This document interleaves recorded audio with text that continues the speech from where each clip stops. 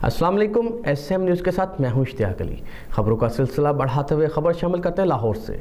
लाहौर में सेशन अदालत के बाहर मुखालफिन ने बाप बेटे पर कातिलाना हमला कर दिया, जिसके नतीजे में बाप जाँ भाग जबकि बेटा जख्मी हो गया। इसी हवाले से मज़ीद तफसीलात जानते हैं अपने नुमाइंदे मोहम्मद उस्मान से। जी उस्मान, तफसीलात से आगाह कीजिएगा। जी बिल्कुल, लाहौर में सेशन अदालत के बाहर मुखालफिन ने बाप बेटे पर कातिलाना हमला कर दिया, जिसके नतीजे में बाप जाँ भाग जबकि बेटा जख्मी हो गया।